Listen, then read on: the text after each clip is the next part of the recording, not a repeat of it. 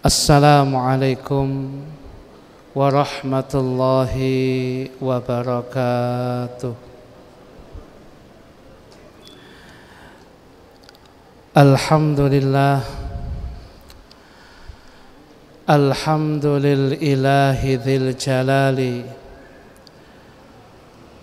wa syari'il harami wal halali. Thumma salatullahi ma'salami ala nabiyil mustafa tihami Muhammadil hadi minad dalali wa afdalis sahbi wa khairi ali wa ba'du. Fa ila hadratin nabi sayyidina Muhammadin sallallahu alaihi wasallam, khususan ila jami' masyayikhina wa asatidina wa ulama'ina al-mukhlisina al-amilin wa jami' sadatina al-alawin wa jami' sadatina sufiyah wa ulama'ina syafi'iyah wa jami'il muhaddithin wal mufassirin wa aslafina salihin. Nakhussu khususan ila al-imam al-allamah Al-Habib Abdullah bin Hussein bin Tahir bin Muhammad bin Hashim Ba'alawi, sahib Sulami Taufiq, anna Allaha yataghashahum jami'an birrahmah wal maghfirah wa yu'idu alayna min barakatihim wa asrarihim ala hadhihi niyat wa li kulli niyatin salihah. Al-Fatiha. Bismillahirrahmanirrahim. Alhamdulillahirabbil alamin. Ar-Rahmanir-Rahim. Maliki yaumiddin. Iyyaka na'budu wa iyyaka nasta'in. Ihdinas mustaqim. Shiratal ladzina an'amta 'alaihim ghairil maghdubi 'alaihim. Sebelum kita ngaji kitab Sulamu Taufik, mari kita membaca doa belajar dulu yang biasanya diajarkan oleh guru-guru kita, yang sanadnya sampai kepada Sayyidil Imam Al-Qutub Al-Habib Abdullah bin Alawi Al-Haddad. Bismillahirrahmanirrahim. Monggo. Nawaitu ta'alluma wa ta'lima wa tadhakkura والتذكير والنفع والانتفاع والإفادة والاستفادة والحث على التمسك بكتاب الله وسنة رسوله والدعاء إلى الهدى والدلالة على الخير ibtigha'a wajhillahi wa mardatihi wa qurbihi wa thawabih. Hadirin hadirat sekalian, jamaah Masjid Agung Baitur Rahman yang senantiasa dimuliakan oleh Allah. Alhamdulillah, pada malam hari ini Allah Subhanahu wa ta'ala memudahkan kepada kita untuk kemudian memakmurkan waktu, usia dan umur kita untuk senantiasa kita gunakan taat dan ibadah kepada Allah. Salah satu bentuknya adalah hadirnya kita di masjid yang kita cintai ini, di dalam rangka kita melaksanakan sholat maghrib berjamaah. Kemudian kita lanjutkan dengan majelis taklim seperti malam hari ini, dan nanti kemudian kita pungkasi dengan melaksanakan salat jamaah isya. Semoga rentetan dan runtutan kegiatan ibadah yang kita lakukan malam hari ini dan ibadah-ibadah yang selama ini sudah kita lakukan seluruhnya diterima oleh Allah Subhanahu wa taala, berbuah keridhaan Allah Subhanahu wa taala dan berbuah syafaat Gusti Kanjeng Nabi Muhammad sallallahu alaihi wasallam. Hadirin hadirat sekalian yang dimuliakan oleh Allah, ngaji kita pada malam hari ini adalah kitab Sulamut Taufik karya Al-Imam Al-Allamah Al-Habib Abdullah bin Husain bin Tahir Ba'alawi. Kitabnya biasanya yang kita pakai ini sama dengan yang panjenengan pegang. Halamannya tinggal mengambil bagian yang kedua. Hanya saja untuk keterangannya supaya nanti pulangnya ada yang dibawa, maka kita tambahkan dengan fotokopi ini sekedar menambah, mengisi. Bisa jadi panjenengan boten sempat mencatat, tapi ada yang bisa dibawa pulang hadirin. Tapi intinya sama, kita ngaji pakai bahasa Jawa sudah kita catatkan hadirin. Hadirin hadirat sekalian yang dimuliakan oleh Allah Subhanahu wa taala. Dilanjutkan dalam ungkapan kitab Sulamut Taufik yang kita bahas ini. Di dalam kitab aslinya halamannya adalah halaman 4. Di dalam fotokopi ini adalah halaman yang pertama. Kita masih membahas tentang sifat-sifat wajib bagi Allah. Kita masih membahas tentang yang berkaitan dengan Allah Subhanahu wa taala, yang merupakan bagian daripada makna ungkapan syahadat yang pertama, yaitu asyhadu alla ilaha illallah. Dilanjutkan dalam ungkapan kitab Sulamut Taufik ini, qala al-muallif radhiyallahu anhu wa nafa'ana bihi wa bi'ulumihi wa asrarihi fid dharain amin.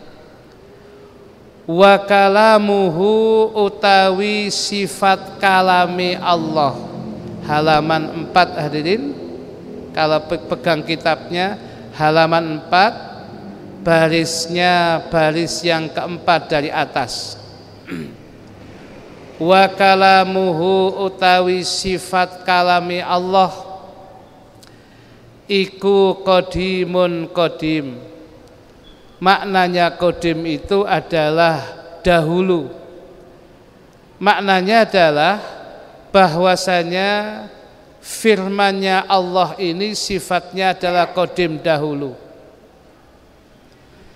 Kasairi sifatihi, kaya sekai pira-pira sifati Allah. Dan firman Allah ini sifatnya qadim seperti sifat-sifat wajibnya Allah yang lain. Li'annahu karana setuhune Gusti Allah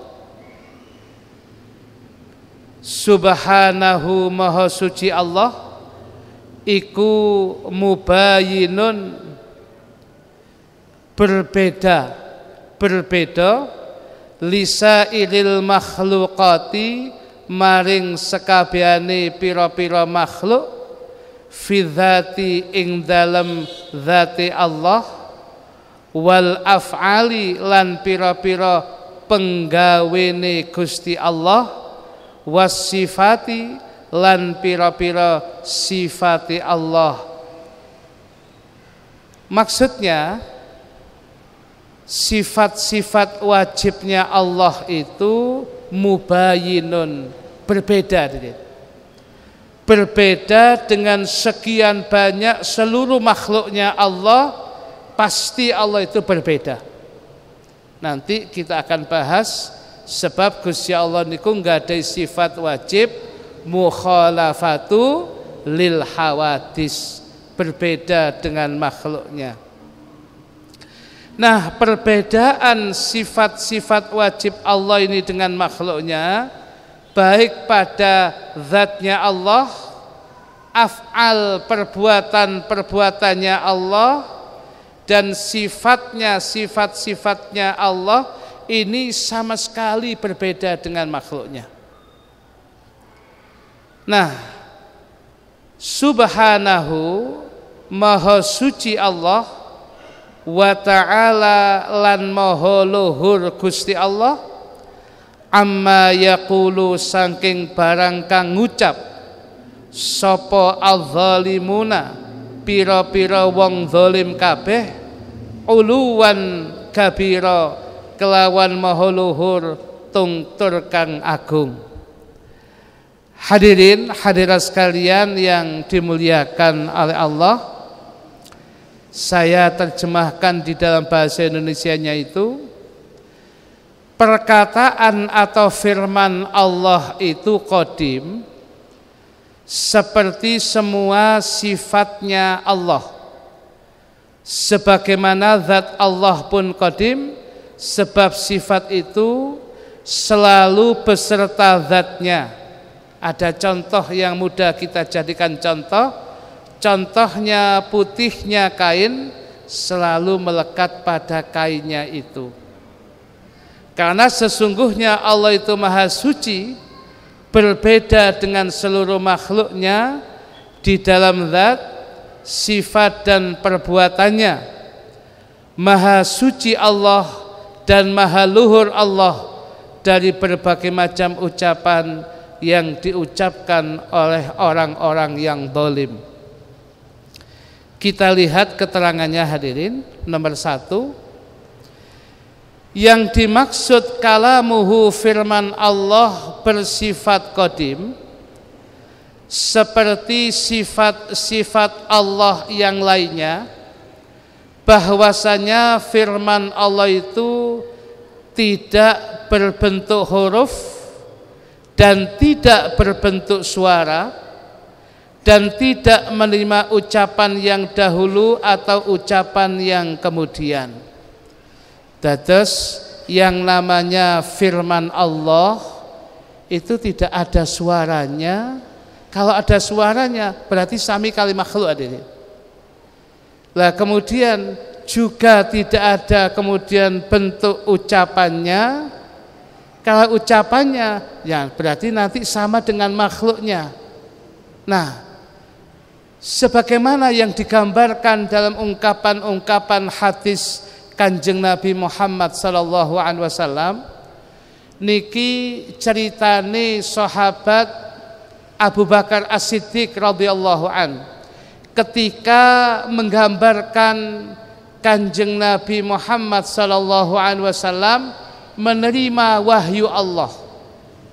Diceritakan sahabat Abu Bakar niku ya, lututnya, dengkulnya niki, lututnya Abu Bakar ada di bawah lututnya Nabi ketika napa niku sila bersama ngoten niku ya. Tahu-tahu Nabi diam, padahal waktu itu kondisinya musim dingin. Nabi keringatnya ndrodos hadirin. Dalam kondisi diam begitu, sahabat Abu Bakar pun krasa paham, oh Nabi sedang menerima wahyu niki. Dibuktikan lagi kakinya sahabat Abu Bakar yang kebetulan berada lututnya di bawah lututnya Nabi seakan-akan patah hadirin. Saking nemene derasnya firman Allah ya yang diberikan kepada Kanjeng Nabi seperti itu. Maka seorang nabi dan rasul itu memang kekuatannya luar biasa. Ya, jadi kekuatannya itu sangat luar biasa. Karena dia harus siap menerima wahyu sampai kapanpun jua. Maka di dalam ungkapan keterangan-keterangan kitab, nabi dan rasul itu ngapunten memang harus zakarun, harus laki-laki. Ya, tidak ada kebetulan yang nabi dan rasul itu adalah yang perempuan. Kalau wali-wali Allah yang perempuan banyak hadirin. Robi'ah Al-Adawiyah, dan banyak lagi kita lihat. Tetapi kalau Nabi dan Rasul memang harus laki-laki. Di samping menggambarkan kekuatan yang luar biasa menerima wahyu, ya, yang kedua supaya kemudian malaikat Jibril yang datang niku mboten sia-sia. Datang jauh-jauh dari langit kemudian ditolak kali ya, karena nabinya perempuan ditolak sebab kondisinya sedang haid. Ya, waduh malaikat sepunten nih kondisi kula halangan. Ya, waduh balik malaikat Jibril gak sida meneh. Ya, jangan sampai terjadi yang demikian ini. Makanya yang namanya nabi dan rasul itu memang dipersiapkan punya kekuatan yang luar biasa.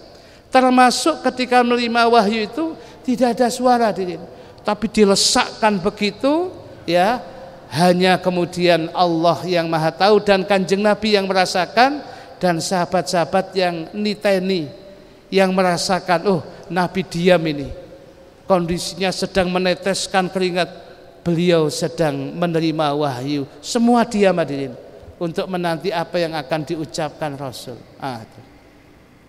Nah, sedangkan firman Allah yang dibaca pada lesan-lesan kita, yang dihafal di dalam hati-hati kita, dan yang tertulis di dalam mushaf kita, maka itu semua disebut dengan kalamullah atau firman Allah, baik ditinjau secara tinjauan bahasa maupun syariat.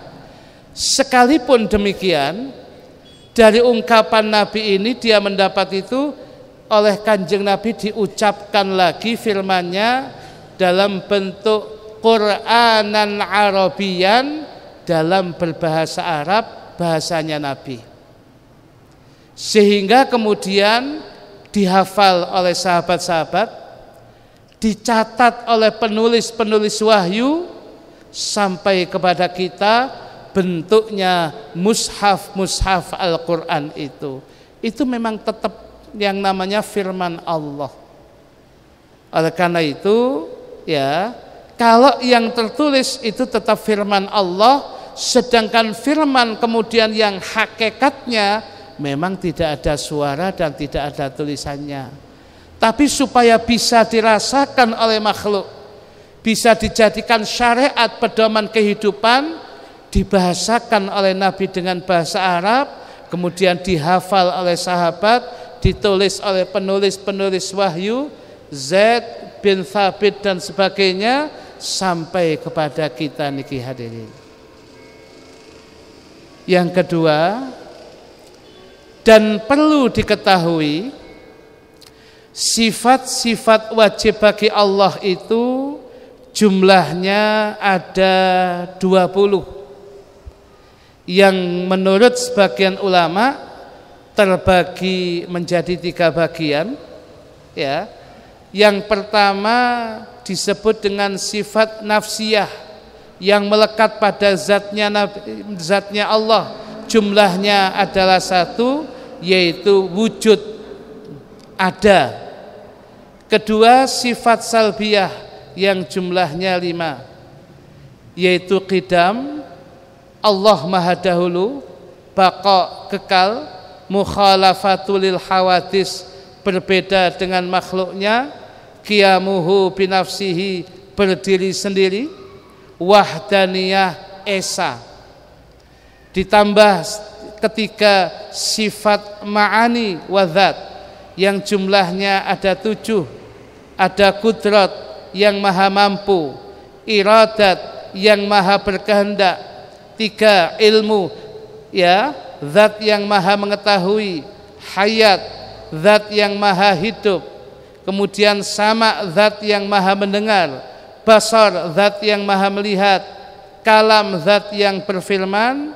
Dan biasanya sifat-sifat wajib ini disertai dengan 7 sifat ma'nawiyah, ya, biasanya ditambahi kaunuhu hayyan, Allah itu maha hidup, kaunuhu qadiran, Allah itu maha menentukan, aliman, Allah itu zat yang maha mengetahui, kaunuhu muridan, keberadaan Allah itu zat yang maha berkehendak, kaunuhu sami'an, keberadaan Allah maha mendengar, kaunuhu basiran, Allah itu zat yang maha melihat, kaunuhu kalaman, ya, Allah itu atau kaliman, Allah itu zat yang maha berfirman.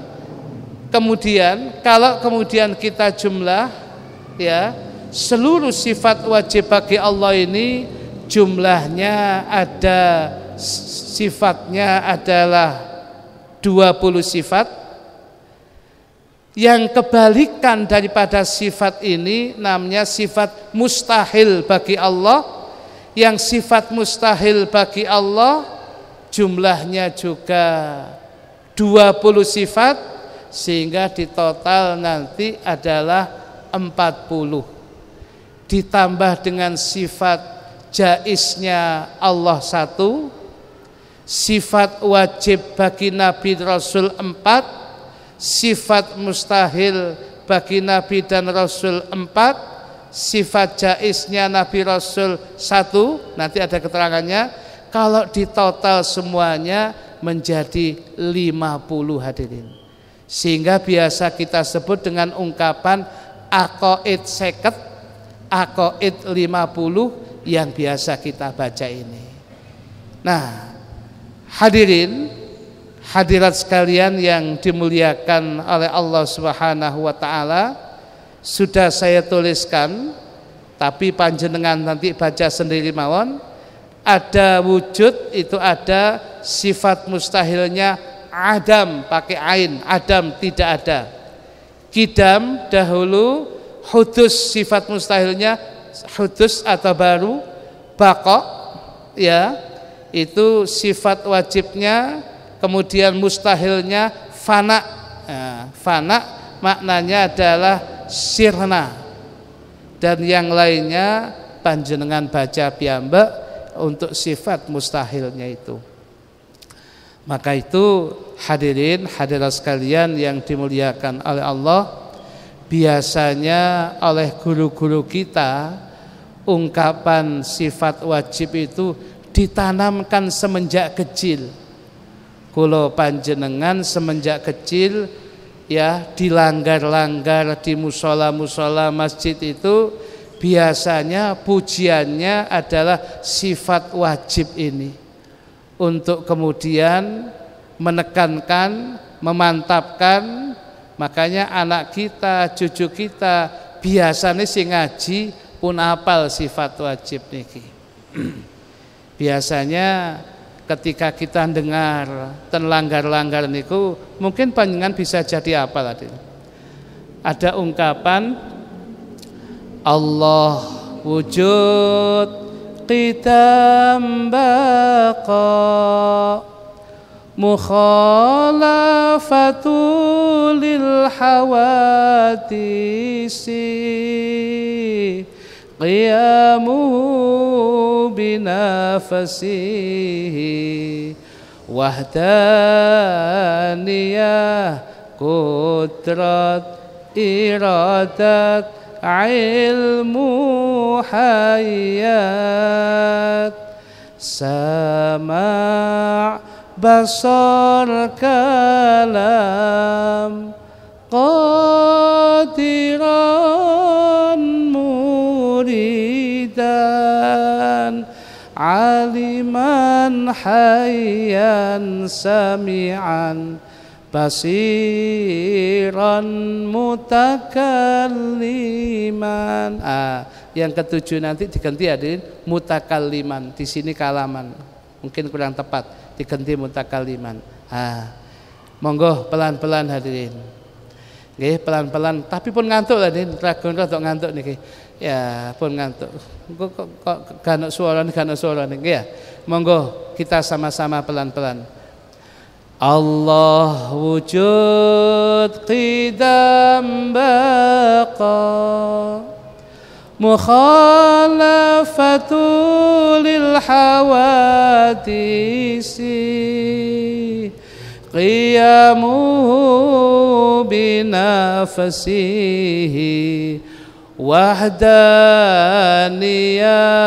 qudrat iradat ilmu hayat sama' basar kalam qadiran muridan aliman basiran mutakalliman.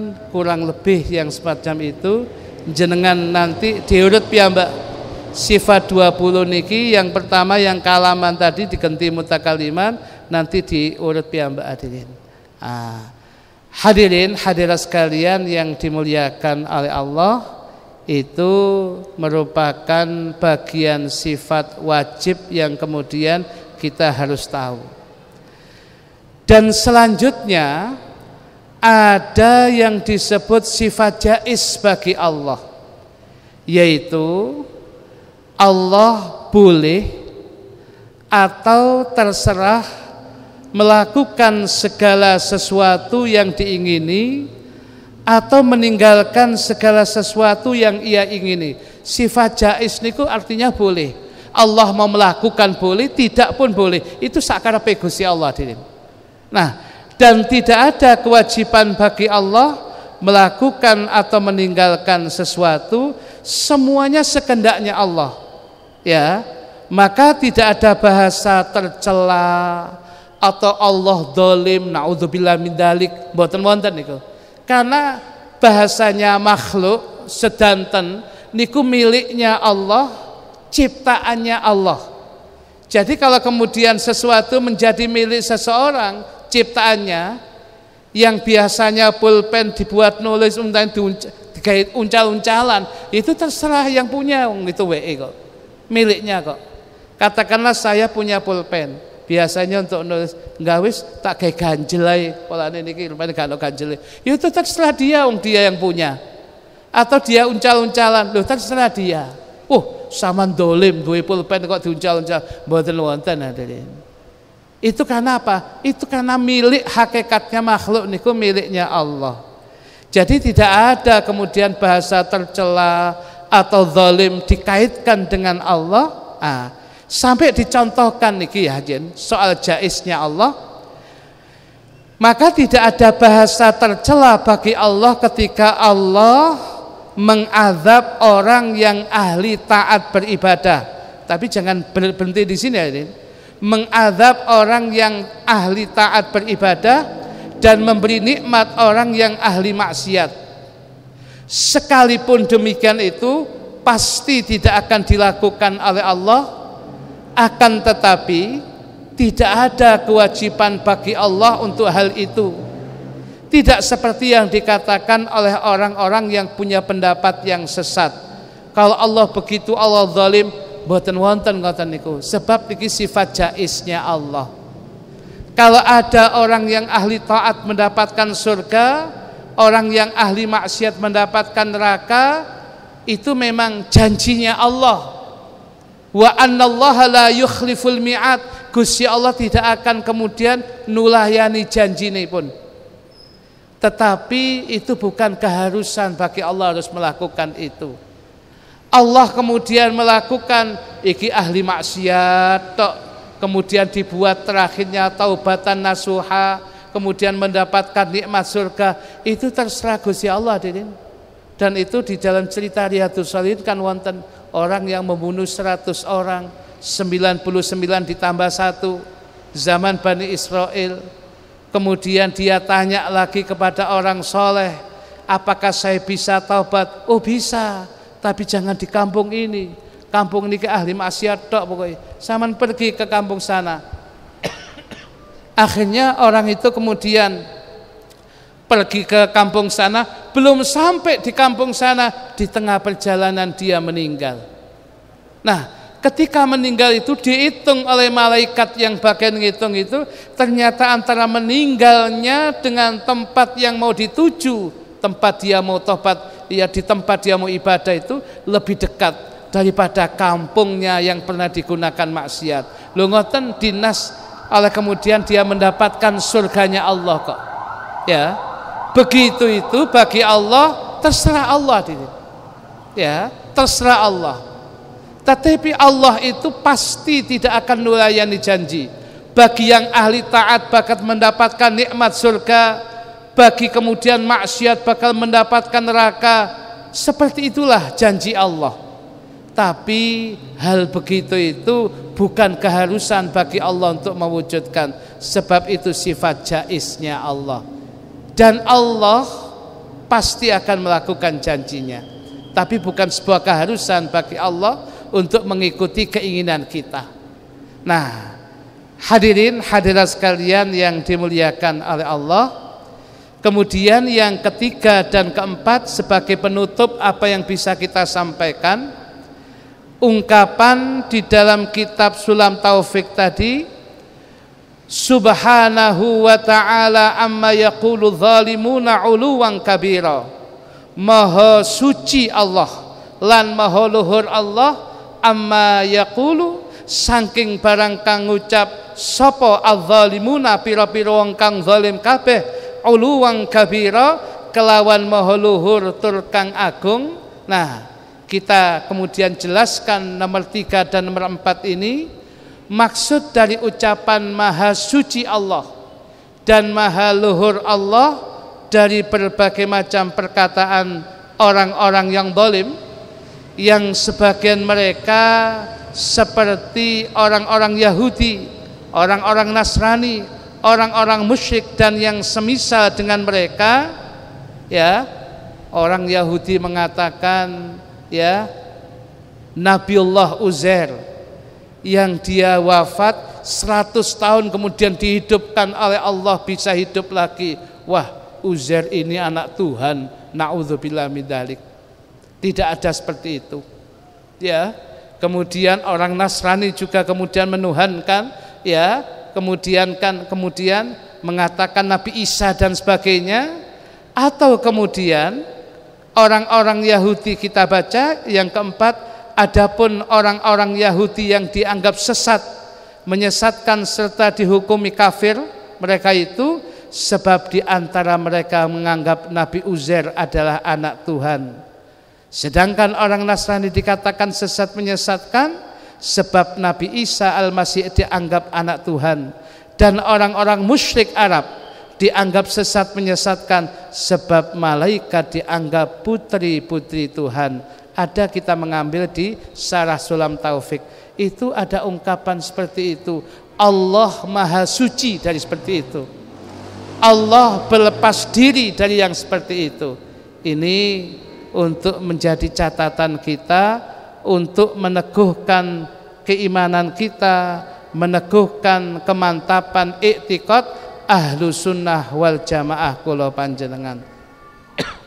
Hadirin, sebelum pengajian kita ini kita akhiri, mungkin masih ada waktu beberapa menit.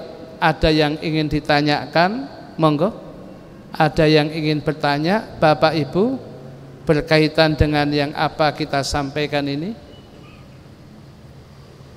Wonten sing tanglet? Ada ibu-ibu yang tanya? Nah, kalau tidak ada pertanyaan ini yang tertulis ini. Pertanyaan begini nih. Ini ada yang menulis pertanyaan. Pertanyaannya cukup singkat tapi menjadi renungan kita.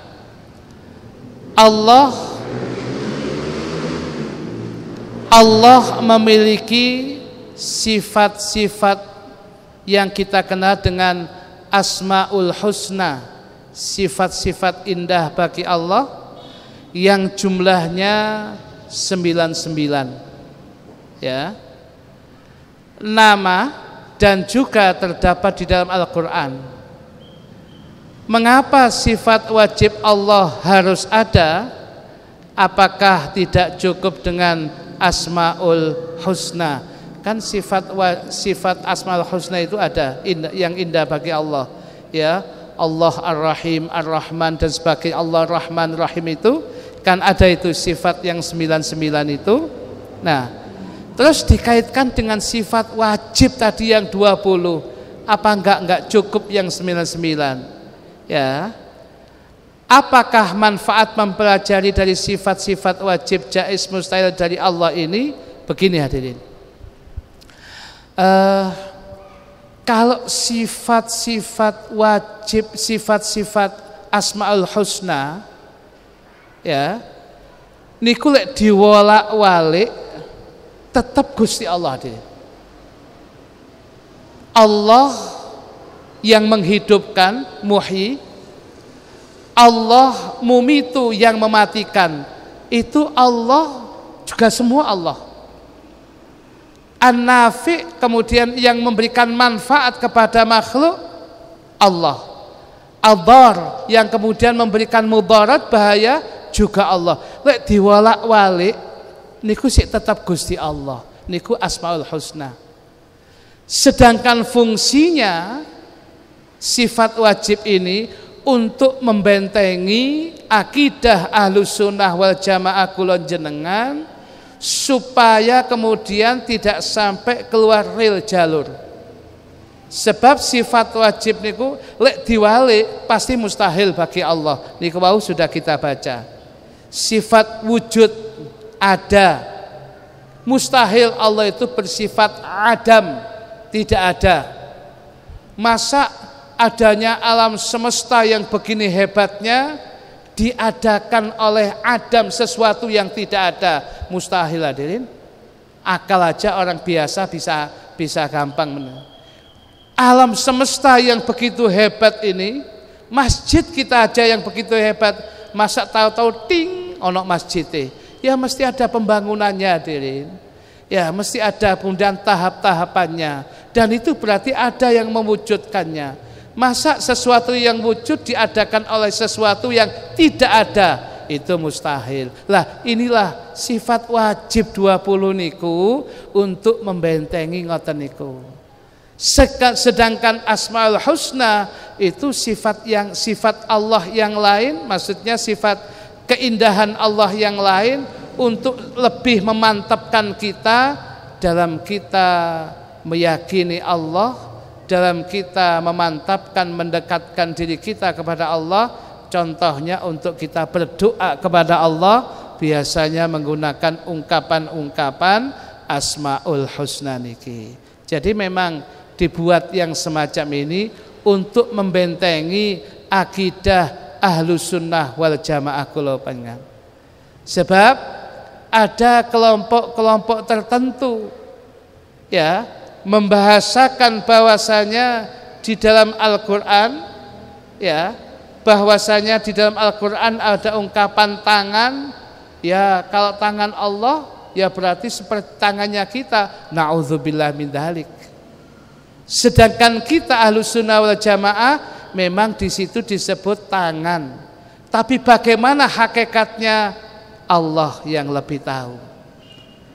Ada lagi yang kemudian bagaimana tangan yang dimaksud? Maksudnya adalah ditakwil hadirin, maknanya adalah kekuasaan. Ini semua supaya kemudian mendasari bahwasanya Allah mukhalafatu lil hawadis, berbeda dengan makhluknya. Nah, kurang lebih adalah seperti itulah hadirin. Ini untuk menguatkan akidah kita Ahlus Sunnah wal Jamaah, sifat wajib 20 niku memang harus ada bagi kula panjenengan. Ada lagi yang tanya? Hadirin? Sambung nggih. Insyaallah akan kita sambung pada pengajian-pengajian berikutnya. Kita tandai halaman 4 hadirin di kitab kita aslinya. Nanti kita lanjutkan wa makna asyhadu anna Muhammadar Rasulullah ila akhirih. Wallahu a'lam bissawab. Bismillahirrahmanirrahim. Alhamdulillahirabbil alamin. Allahumma shalli wa sallim ala sayyidina Muhammadin wa ala alihi wa sahbihi ajma'in. Allahumma qsim lana min khasyatika ma tahulu bihi bainana wa baina ma'siyatik wa min ta'atika ma tuballighuna bihi jannatak wa minal yaqini ma tuhawwinu bihi alaina masaibat dunya ومتعنا بأسمائنا وأبصارنا وقواتنا ما أحييتنا واجعله الوارث منا واجعل ثأرنا على من ظلمنا وانصرنا على من عادانا ولا تجعل مصيبتنا في ديننا ولا تجعل الدنيا أكبر همنا ولا مبلغ علمنا ولا تسلط علينا من لا يرحمنا وحسبنا الله ونعم الوكيل ولا حول ولا قوة إلا بالله العلي العظيم وصلى الله على سيدنا محمد النبي الأمي وعلى آله وصحبه وسلم والحمد لله رب العالمين بسر الفاتحة. بسم الله الرحمن الرحيم